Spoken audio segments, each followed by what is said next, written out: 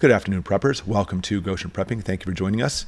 When it comes to a nuclear attack, a nuclear detonation, of course, there's many things from that detonation that can kill you. Obviously, the bomb itself, we're talking about impact, destroying you, breaking your bones, etc. Or even more so, the fire that actually will develop because of this, the super fire, it's huge.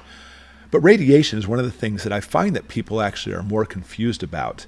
And I want to go through this video quickly and describe to you what the radiation is all about, what it does, and how it actually can become dangerous, because there are plenty of misconceptions, so stick through this video.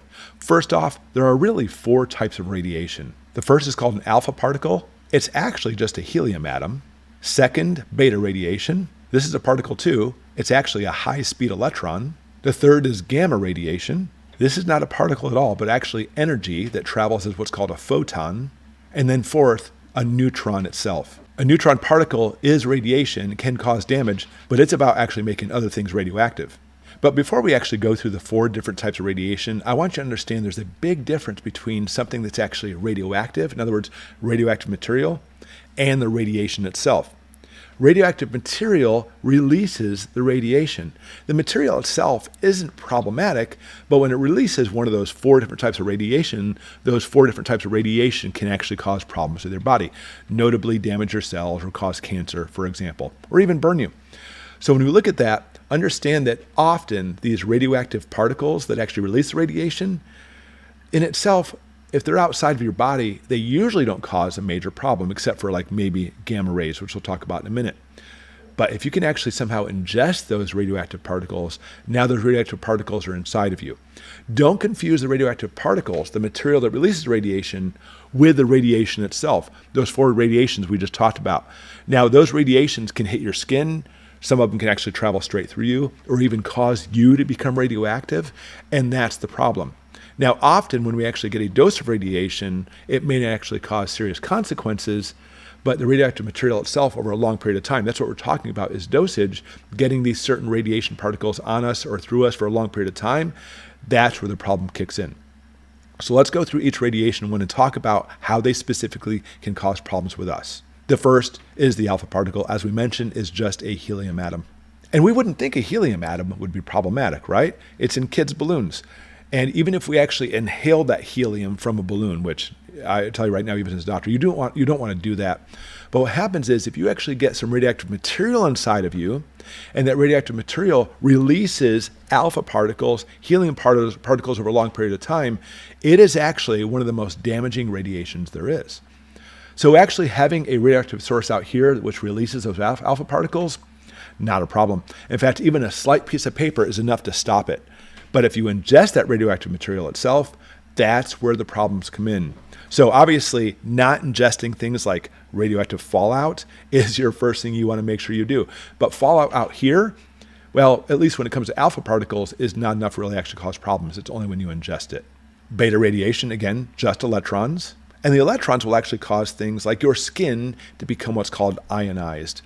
In itself, may not really cause any major problems, but if you get tons of it, it can actually burn your skin, cause charging problems. But having those high-speed electrons, not even just an electron, but high-speed electrons, is literally causing lots of energy transferred to your skin, and that's why it can burn your skin. But again, even more so, actually having a radioactive source releasing electrons out here, is it a problem? Maybe if it's actually really high energy, and a lot of those, it could be a problem. But if you ingest that radioactive material, again, ingesting some nuclear fallout, for example, is obviously a bad thing, because now inside of you, it constantly releases it, and it's going to start tearing apart your organs. So I'm going to go ahead and say collectively, alpha particles, beta particles, are they dangerous out here? Not really so much. Electrons may burn you, but ingesting either one of those, catastrophic. Those are actually where the problems come in if you actually ingest something that releases alpha or beta radiation. Now the gamma rays. This is a whole different story here. Gamma radiation, you do not have to ingest this for it to be a problem. Now, picture this. You go to your dentist, or maybe you broke a bone, you go to the doctor, and they actually have an x-ray machine that actually puts x-rays that go straight through your body. And they'll even tell you, you can only actually absorb so many of those x-rays before it actually starts burning your tissue, possibly causing cancer, etc. That's the same thing with gamma rays, but worse, because gamma rays are much more higher energy, therefore they actually have a greater chance of, well, causing problems inside of you. Now, we have gamma radiation all around us right now.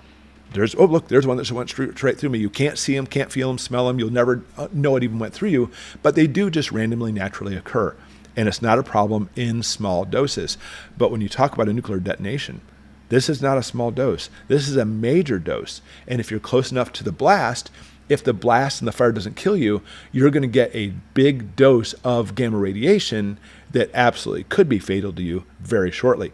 Or if you actually have nuclear fallout, depending on the fallout where it's at, depending on the locations and such, it may actually release gamma rays as well, quite a bit of it. And even though you brush all the fallout off you, well, those gamma rays already went through you and may have actually caused the damage. It's all about probability and statistics. It's all about how much dose you've had, how much you were actually exposed to it, and how long you're exposed to it is the problem. Now, I'm going to say it again. Just like alpha and beta particles, if you ingest something that releases those, that's bad. Oh my gosh, if you actually ingest something that releases gamma rays, it's going to be even more catastrophically problematic. So again, you want to make sure when it comes to like fallout, you never ingest any of it, because if you actually do that, now the radiative particles are inside of you, constantly releasing those gamma rays. Now the gamma rays, you want to make sure that you're far away from this source, because even if you actually have like a concrete wall, here's you and here's a concrete wall, and you actually have some fallout outside with gamma rays, it's releasing the gamma rays, it'll go right through that concrete. You could actually have feet of concrete, multiple feet, 10 feet of concrete, and it's still enough. If you're actually next to that, you're actually having more and more gamma rays go through you. So the key is always with the nuclear detonation and there's fallout, you want to get as far away from it as possible. So in your basement, in the center of your basement, so you're not near the roof, you're not near the walls, so it actually takes a longer time for it to travel, and actually it's going to decrease the chances of it going through you. Then finally, neutron radiation. In a lot of ways, the neutron radiation isn't severely catastrophic. What happens with neutrons is this. If a neutron hits something, even your skin, that neutron can get absorbed by your skin, and depending on what kind of material it is, that piece of skin can actually become radioactive. We call it neutron activation. And we actually have all kinds of different types of radioactive isotopes that become radioactive because of neutron activation. Even your metal cans, the neutrons from the nuclear blast hit it, that can now becomes radioactive. If it's like aluminum, we're only talking a matter of seconds before it's not radioactive anymore. But if you actually have a steel can, which a lot of cans are stainless steel, it can actually stay radioactive for a long time. That can itself is now radioactive material. But remember, is that a problem? Well, if there's a high enough dose of it coming off of it, yeah, it could be. You don't want to be exposed to that can. But the food itself is not going to be, because remember, the can itself is radioactive material, but it doesn't actually make the food radioactive. That's good. So you can actually quickly open up the can, pour out your chili, throw the can outside way away from you, and therefore the can itself is still radioactive out there, but your food's not. In fact, the can will be radiating your food, but remember, radiation doesn't make anything radioactive. Only ingesting particles and such can make that happen, like neutrons. Now, if you're close enough to a nuclear blast, those neutrons can interact with your body and actually make your body now a nuclear material. You are now radioactive by simply being close enough to the bomb. Now, I will tell you right now, you're probably going, if that's the situation, you're probably going to die from either the blast and the impact or the fire, because the neutrons can only travel so far. So we're talking about for like a 10 megaton blast, past a mile, up to a mile and a half, that's where we start worrying about neutron radiation. So if you actually were near nuclear blast and somehow you survived the fire and everything, your body actually may be radioactive. And if that's the case, that radioactivity can absolutely kill you, and it probably will. So we actually have some things. The quicker you start vomiting, start losing your hair, the quicker the chances you're probably going to die from this. So when we look at the 4 radiations, the biggest thing is obviously distance. We talked about this before, but this stress in this video is, especially when it comes to nuclear fallout, you have to do everything you can to not ingest it. You don't have to worry about breathing it in, amazingly, but ingesting it's a problem. So if you actually have a sealed container, a can sitting outside, whoops, I left it in the fallout, and it's your last can of corned beef hash, if you can actually brush off and wash off all that fallout, the can will still be good. You can actually, well, the food inside will still be good. You can eat the food, be just fine. Sealed water bottles, even your well, if it has a cover over it, will actually be just fine. But if you somehow get radiation, some nuclear fallout on top of your food itself, let's say you actually had a can of corned beef hash that was open, you cannot eat that.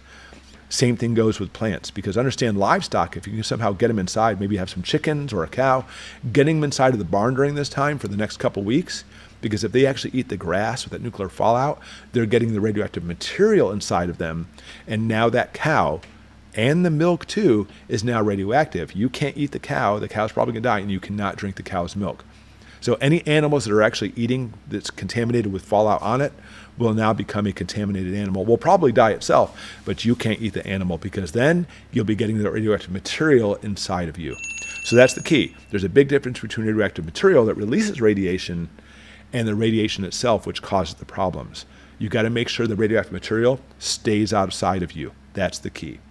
Any questions, put them in the comments below, and hopefully this video helped out a little bit. Thanks for watching.